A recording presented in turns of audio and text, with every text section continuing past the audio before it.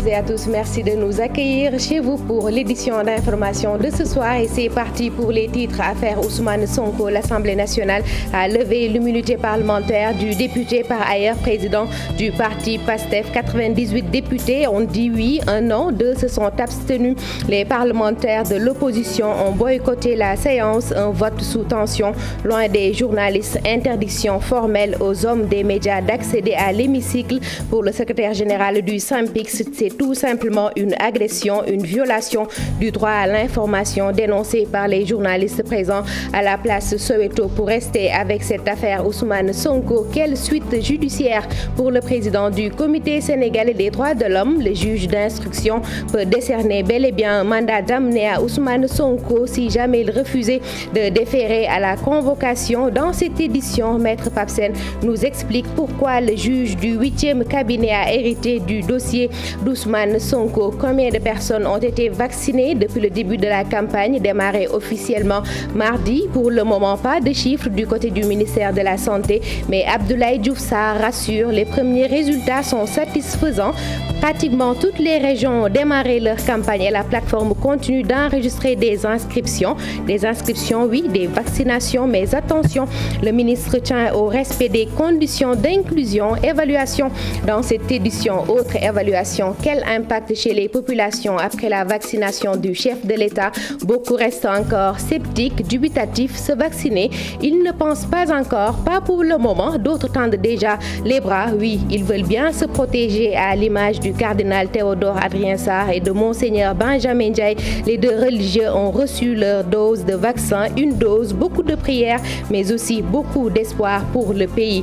Relance du secteur de l'exploitation du sel, une bouffée d'air pour les exploitants avec l'installation d'une nouvelle usine à Fatick, une capacité de collecte de 70 000 tonnes par an. Une usine, beaucoup d'espoir, surtout à Loul Sessène qui abrite de nombreux sites d'exploitation. C'est l'outil de travail retrouvé, mais aussi un grand sourire pour ces exploitants. C'était tout pour les titres de développement. C'est tout de suite pour vous servir.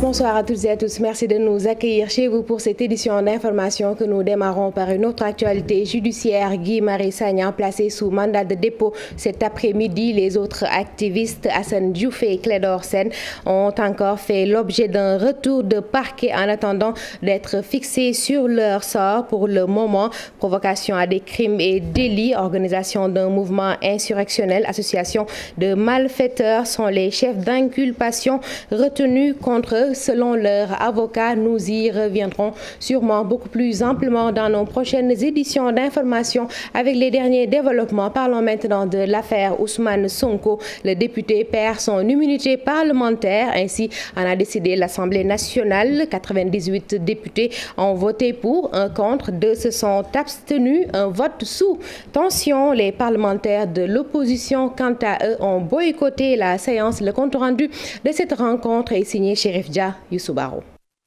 Ousmane Sonko, finalement livré à la justice par une Assemblée nationale plus que jamais divisée. Aujourd'hui, c'est un grand jour pour tout le Sénégal. Hein. On a fait un travail extraordinaire pour le peuple sénégalais. Je pense que tout le monde est content aujourd'hui. Avant l'acte final, les députés de l'opposition prennent la porte et justifient leur boycott. Nous venons de vivre encore une fois une journée ténébreuse pour notre démocratie et pour les libertés. Et le président Macky Sall nous a habitués à cela depuis qu'il est arrivé au pouvoir. Le député Ousmane Sonko, mon collègue et ami, a mon soutien total. Je me demande même ce qu'est une commission ad hoc si celle-ci ne peut pas être considérée comme un cabinet d'instruction ou même une commission d'instruction dans ce cas d'espèce. Car il y a une violation flagrante des droits de Ousmane Sonko. Nous n'avions aucune possibilité de pouvoir juger de la nécessité ou pas de lever son immunité parlementaire. Actuellement, les droits de Ousmane Sonko n'ont pas été respectés. Le Parlement a bafoué la dignité du Parlement. Sonko a bien raison de ne pas venir. Qu'à cela ne tienne, la majorité parlementaire poursuit les travaux et vote finalement la levée de l'immunité parlementaire du député avec 90 voix pour. Nous avons besoin de la vérité. Il faut que la vérité surgisse. Et nous, en tant que députés, si on accuse un de nous, vraiment nous devons éclairer la lanterne des populations. Toutes les questions préalables soulevées par l'opposition ont été rejetées par une majorité qui dit avoir suffisamment d'éléments de preuve pour voter la levée de l'immunité parlementaire du leader de PASTEF.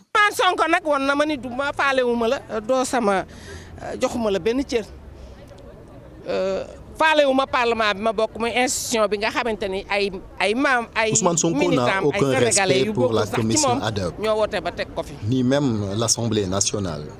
Sinon, il se serait présenté pour donner sa version des faits.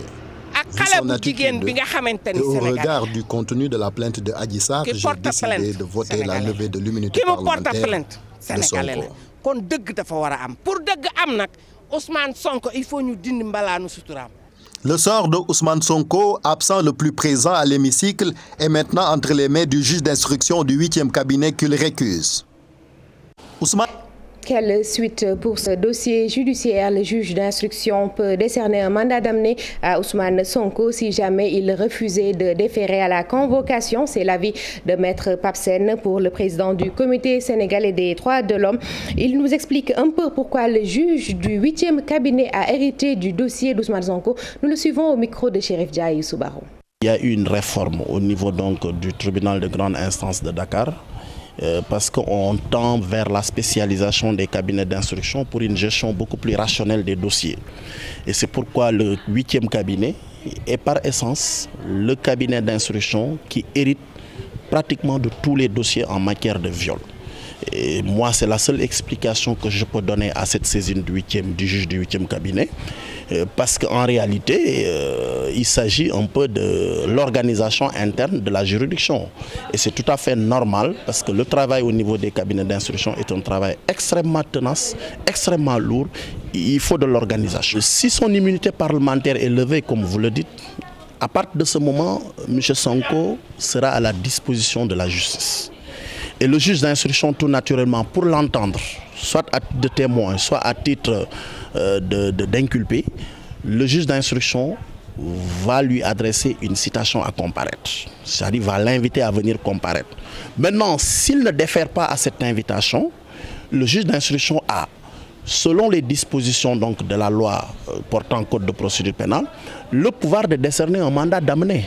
Et le mandat d'amener consiste à donner mandat aux forces de sécurité, la police ou la gendarmerie, mais de le conduire par la force devant le juge d'instruction pour que ce dernier puisse mener son instruction. Chers Dia, nous restons avec cette journée marathon, interdiction formelle catégorique à la presse sénégalaise de couvrir la séance plénière qui s'est tenue à huis clos, parquet très loin de la place Soweto, encadré par la police. Les hommes des médias ont eu énormément de peine à informer le peuple sénégalais. Ils dénoncent une violation du droit à l'information. Le reportage est signé Chérif Dia Youssou Baro, commentaire d'Issa Prera. C'est une journée historique que les journalistes ne pourront pas raconter. Des centaines de reporters indésirables à l'hémicycle sous prétexte du huis clos. C'est triste. Je pense qu'une démocratie comme la nôtre, comme on le chante partout, ne mérite pas ces cas-là.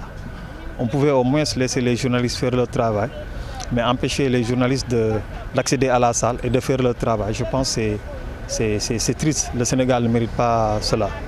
La frustration est grande pour des centaines de reporters tenus à l'écart par les forces de l'ordre ayant bunkerisé le Parlement. Nous invitons les organisations de défense des médias pour qu'elles puissent vraiment intervenir à temps. Parce qu'on ne peut pas venir faire notre travail et que les députés, les parlementaires donne des ordres aux forces de sécurité et de défense pour que les journalistes ne puissent pas accéder à la salle. Il est temps que le SYNPICS, que les autres organisations s'impliquent pour dire à ces hommes politiques que trop c'est trop. Le président de l'association pour la presse et l'entraide est venu jusqu'à la place Soweto pour dénoncer cette violation flagrante du droit à l'information. Ce qui s'est passé ici, à l'Assemblée nationale. Je voudrais rappeler, l'Assemblée nationale est une institution nationale construite par l'argent du contribuable. Les députés payés par l'argent du contribuable. Quand il s'agit d'une situation aussi exceptionnelle dans l'histoire politique du Sénégal, qu'on dise que le service public ne peut pas accéder à l'Assemblée nationale. Qui sera témoin de cette histoire? Je suis peiné de voir ce qui se passe, de comprendre qu'aujourd'hui, le président de la République a nommé un ministre de l'Intérieur qui bafoue les fondamentaux de notre démocratie. La presse joue un rôle important dans la démocratie sénégalaise.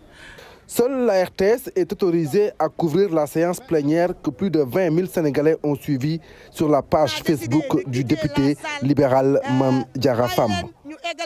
Dissa après la réaction du SYNPICS, son secrétaire général parle d'agression contre la démocratie sénégalaise. Bamba Kassé pense que cette journée peut être qualifiée de journée noire pour la démocratie. D'ailleurs, au nom de la presse, il compte adresser une lettre de contestation par voie officielle au président de l'Assemblée nationale, Bamba Kassé, que nous écoutons avec nos correspondants Babacar Diouf et Ndongo Ndiaye. C'est une agression contre la démocratie sénégalaise, ce qui s'est passé aujourd'hui. Et cela s'est passé dans un quasi-silence de la part de nos représentants d'abord, parce que les députés représentent toute la population, y compris la presse.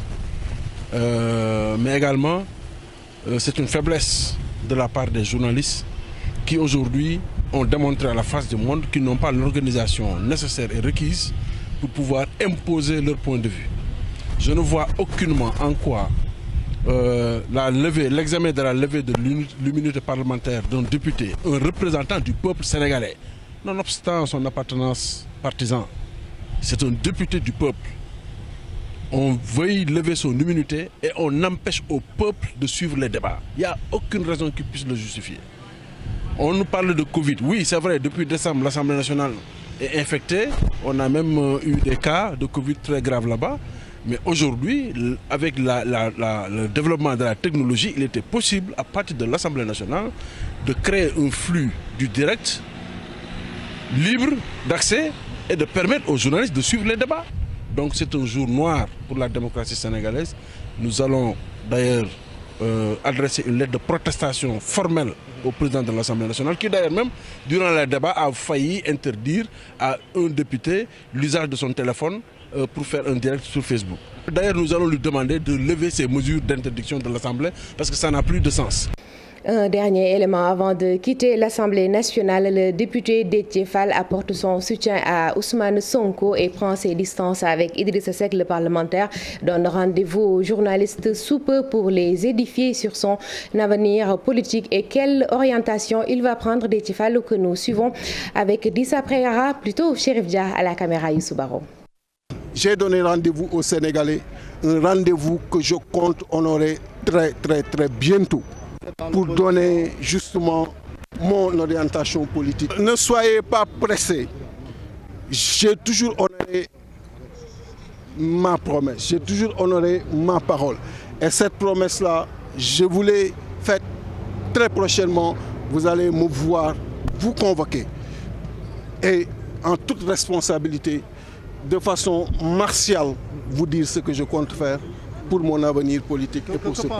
Voilà, maintenant nous quittons définitivement l'Assemblée nationale. Merci à Chérif Dia et Youssou Baro pour cette actualité autour de l'affaire Ousmane Sonko. Parlons maintenant du Covid-19. Le Sénégal enregistre encore 5 décès ces dernières 24 heures, ce qui porte à 857 le nombre de personnes emportées par la pandémie. Et sur les 2762 tests réalisés ce jour, 290 sont revenus positifs, 103 cas contacts, 197 cas communautaires, 50 cas graves sont à réanimation.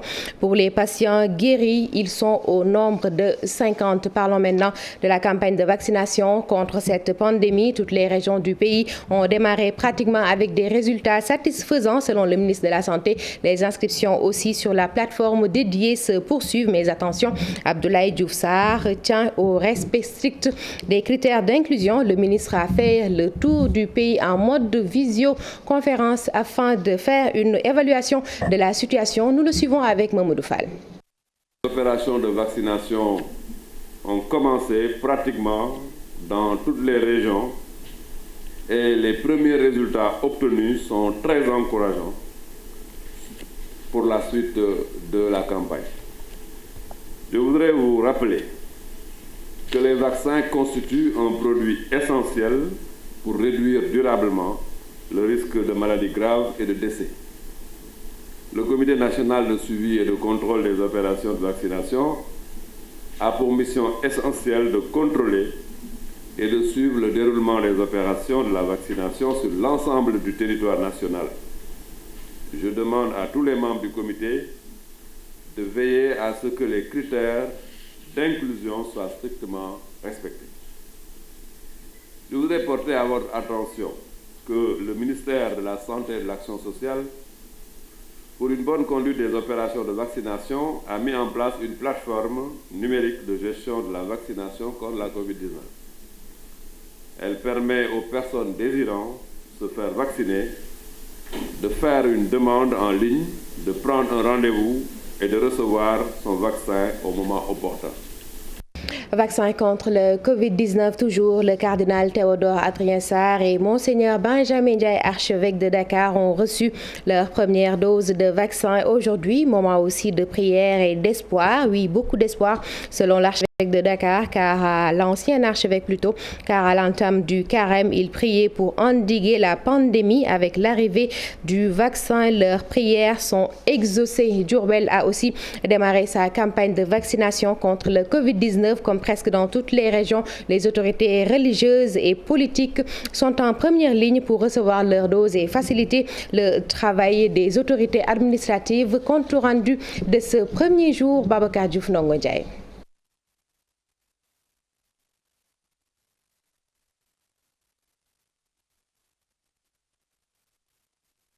Cette région centre du pays, très éprouvée par la pandémie du Covid-19, a offert sa première dose à Gorgui Mbaye. Il est le gouverneur de région. À ce jour, nous sommes à 1735 cas dans la région de Diourbel, ce qui est énorme pour 135 décès. Ça, c'est quelques constantes qu'il faut savoir pour avoir un peu le niveau de contamination et de transmission du virus au sein de la population. Et comme conséquence, nous enregistrons à ce jour un taux de létalité, un taux de mortalité, pour faire plus simple, de 7,7% au niveau de la région de Diourbel. Alors qu'au niveau national, le taux de létalité est à 2,4%.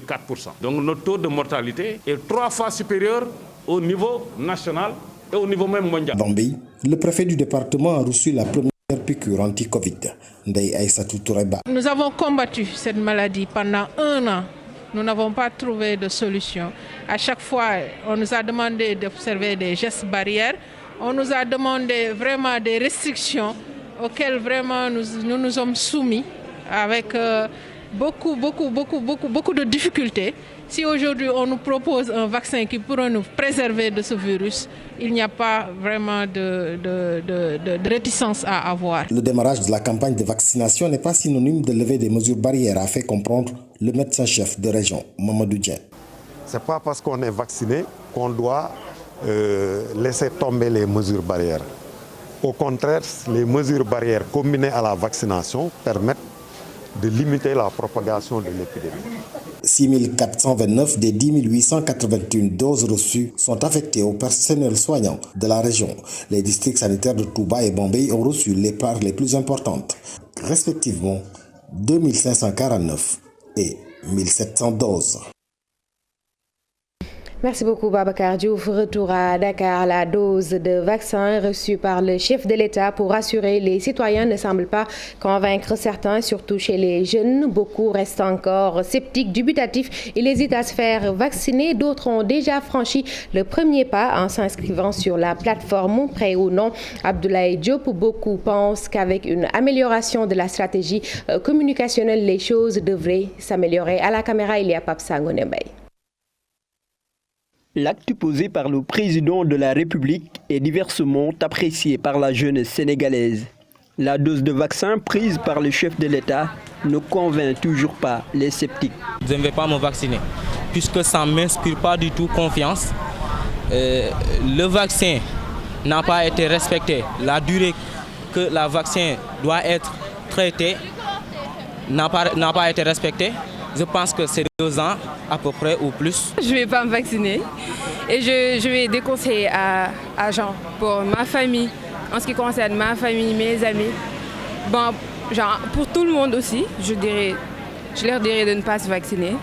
Par contre, d'autres s'inscrivent déjà sur la plateforme digitale pour la vaccination. Parce que qui n'a pas fait inscrit dans cette plateforme. Je pense que pour le bien-être de toute une population, je pense que nous avons puisque vu qu'on a vécu des moments difficiles avec le Covid. Ouvrir une plateforme, c'est déjà bien pour ceux qui savent l'intérêt de cette plateforme. Autre point soulevé, la communication du président sur le vaccin. Macky Sall promet de donner les vaccins aux autres pays africains si les Sénégalais ne veulent pas se faire vacciner. Il y a même des pays africains qui ont refusé le vaccin. Donc si le Sénégal l'accepte pour des vaccinations qu'on cible des pays pour le faire, voilà, il y a quelque chose. Je vais donner l'exemple en prenant le premier vaccin, tu vois. Donc si on voit que lui, il n'a pas fait, c'est vraiment à son ministre de la Santé qui a pris cela à sa place, c'est vraiment pas quelque chose d'exemplaire. La campagne de vaccination a démarré ce mardi. Le président ainsi que ses ministres et certains chefs politiques et religieux ont pris la dose pour convaincre les Sénégalais à aller se faire vacciner.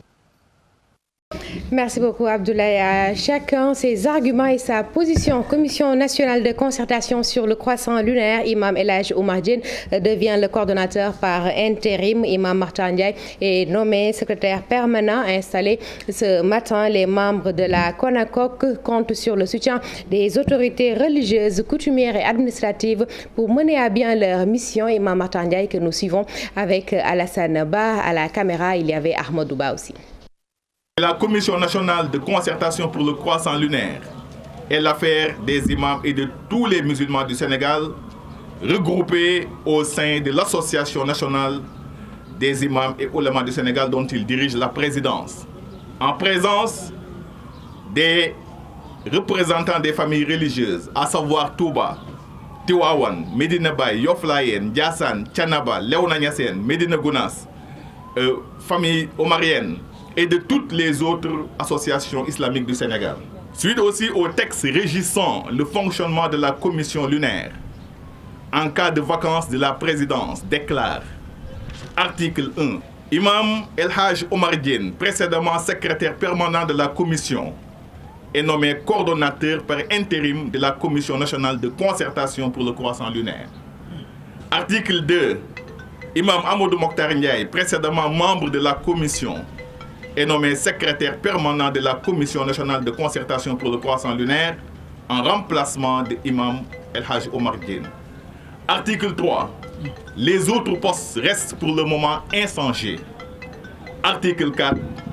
Le nouveau siège de la Commission nationale de concertation pour le croissant lunaire est désormais domicilié ici à la Grande Mosquée de Dakar, au siège des imams et oulémas du Sénégal. Avant la page des sports, parlons de la relance du secteur de l'exploitation du sel dans la région de Fatick. Un projet vient d'installer une usine qui va collecter 70 000 tonnes de sel par an chez les producteurs. Une bouffée d'air pour ces exploitants qui commençaient à quitter le secteur faute d'acheteurs. Une convention de partenariat a été signée à Loul Sessène. Loul Sessène qui abrite beaucoup de sites qui évoluent dans l'exploitation du sel. Le compte rendu de cette signature de convention est signé Aminata Goudjabi avec à la caméra Abdou Karim Bey. Les producteurs de sel des localités de Loul-Sessène, Singuessine, Faoy et Gilas pourront désormais écouler leurs récoltes sans grande difficulté. Une usine de collecte et de raffinage de sel installée dans la région a signé une convention avec la commune de Loul-Sessène. Le projet va soulager les centaines de producteurs de sel de la zone qui ne voyaient presque plus d'acheteurs. C'est que les producteurs ils pouvaient rester un an, ils produisent du sel, c'est stocké pendant 1, 2 ou 3 ans sans pour autant avoir un commerçant. Il y a quelques rares commerçants qui se présentaient, fixaient eux-mêmes le prix. Un sac de sel qui coûte 100 francs ou bien 60 francs, obligé de vendre, mais à un prix très dérisoire. Et donc l'objet c'est pouvoir appuyer les femmes, appuyer les producteurs à s'organiser davantage, mais aussi à les accompagner dans la production de sel de qualité. Ce projet dénommé Sel d'Afrique vient relancer le secteur de l'exploitation du sel que beaucoup d'acteurs de la région commencent à abandonner. Sel d'Afrique est chargé de faire le raffinage de sel qui sera collecté auprès des producteurs et qui sera distribué dans un premier temps sur le marché sénégalais et dans un deuxième temps certainement à l'exportation, permettant également l'extension de culture du sel, notamment pour ceux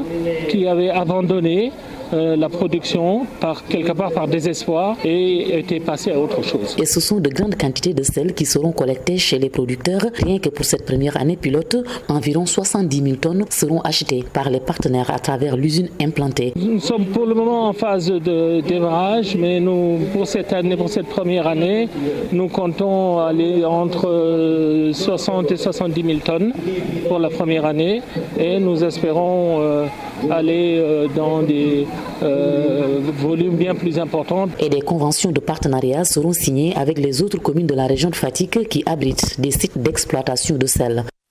Merci beaucoup Aminata Goudiaby. Définir une identité de jeu à toutes les catégories de Ñaari Tali, c'est l'une des missions phares assignées à Alioune Badara Sarr, leur nouveau directeur technique. Ce dernier doit aussi aider le club qui se déplace ce samedi à Ziguinchor à défier le Casa Sport pour le compte de la 9e journée de Ligue 1 et à se maintenir en bonne position. Les détails avec Chersad Boudjara.